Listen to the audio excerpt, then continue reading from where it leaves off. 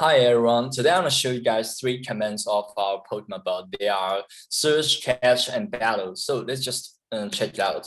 Now I want to type the search command in our channel. What we're gonna, what we expect to say. As you can see, it shows Quail has appeared. So for each time we type the search command, there will be a totally random white Pokemon appears in the current channel. So as you can see, the detail, the quality indicates the quality, of course, and the quality is actually based on the individual value or the IV of this Pokemon. So for each Pokemon it has its own unique individual value, or say the attribute. And you also notice there is column in that indicates this blue. It's actually corresponding to the quality. So if the quality is legendary, the color of the embed will shown as red. So also as now for the catch command, you notice that it's actually a button inside of the catch command, search command. Sorry. So after we click this catch button, what we expect is okay, I want to spend some points to catch the Pokemon. And okay, as you say, I failed. But I really want this Pokemon. What we're gonna do? Of course, you spend some more monies to try to catch it. And actually, the success rate to catch this Pokemon is actually based on the quality of this Pokemon. If this Pokemon's quality is really good, like legendary, so that means you have a very low rate to catch it. So you must spend on many coins in order to catch it. So now I'm very fortunate. I got catch it. So what if we catch it again? It will shows okay, you have to use another search command because this Pokemon is no longer in this channel, right? So for the battle command, it's actually a multi-user command. As you can see, there's a diagram indicates the logic behind this. I'm not going details with this diagram because we don't have a lot of time. So let's just go back to the battleground, go back to the channel, and what I want to type is the battle. That basically means, I want to send the battle request to some users in the channel. Let's say I'm gonna send battle to the okay.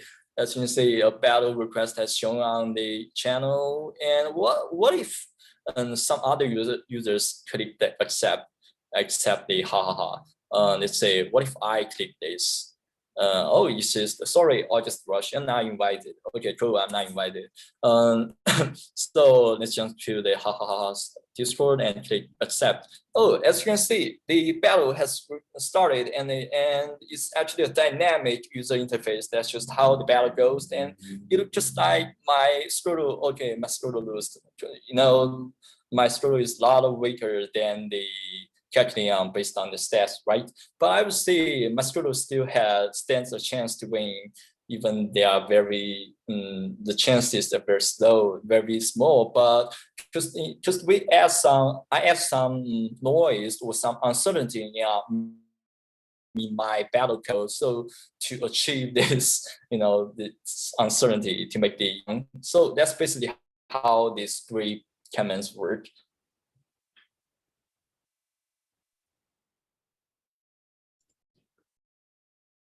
Hello everyone, my name is Huiying. So here I will walk you through a few commands to see how to play with our Quail bot. The first one is Pokemon. It will give you all of your Pokemon that you have already caught. And here I listed all of the workflow here. And the next one is a Pokemon info. So if you type Pokemon info, it will give you the detailed Pokemon that you have already selected. About a select command, also you can change your select Pokemon by select command, and it will require a index. Here, if I choose 2. So I select my level 2 Manteki, like this one.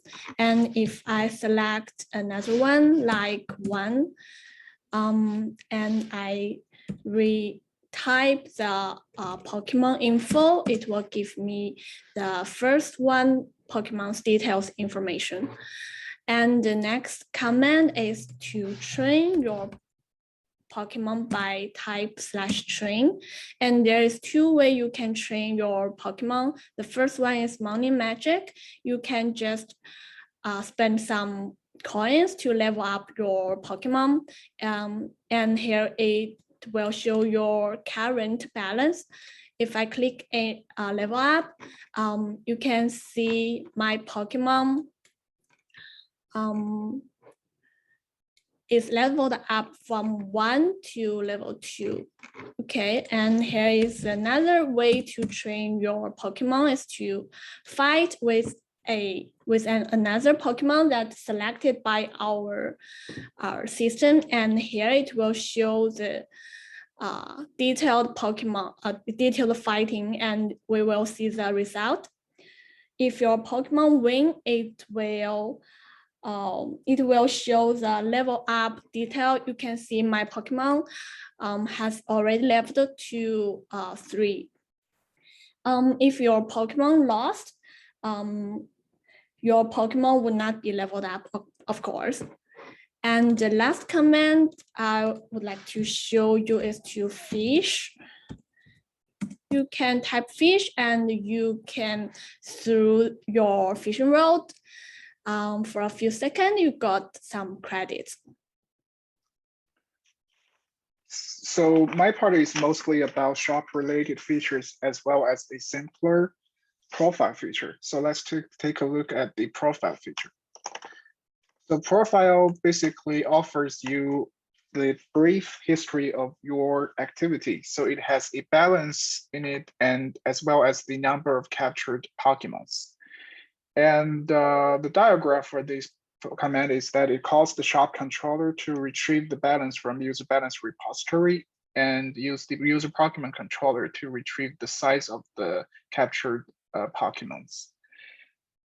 And then let's move on to the shop command. Shop command is like the front page of the whole shopping features.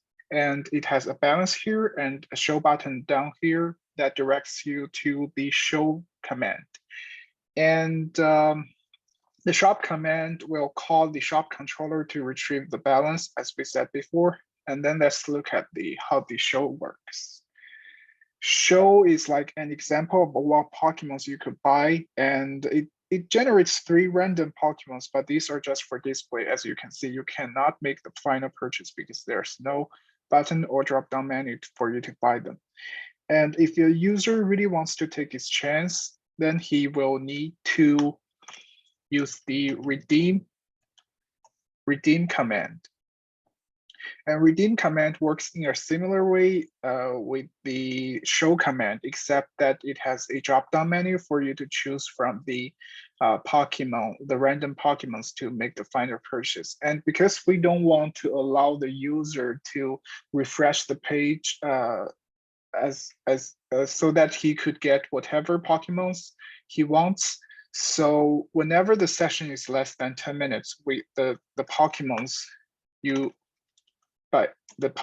by entering this command will stay the same. So that that's a limit for the user to avoid abuse of this command.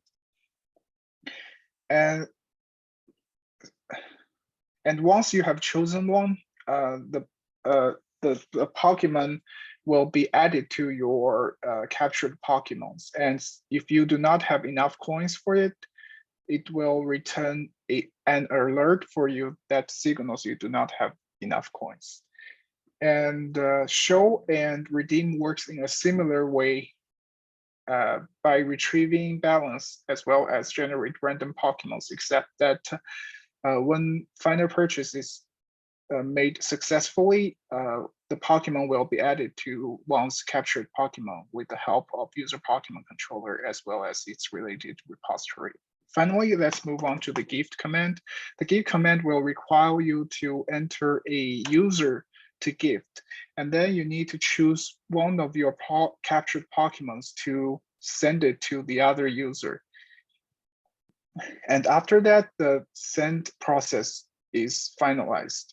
And in this command, you would only need to call the use Pokemon controller to remove the chosen Pokemon from your own captured Pokemons and also add it to the other users' captured Pokemon list with the user Pokemon repository. And that's all of my shopping features. And I have taken advantage of lots of listeners, and these listeners will monitor button click and drop down menu, selection event. And when such events are triggered, it will iterate through all the handlers, and with help of polymorphism, they will jump to the defined method of the target classes. And this is another application of listeners in addition to our regular command on event listeners. And these alongside with the models and controllers, aka the MVC pattern, makes this app very extensible.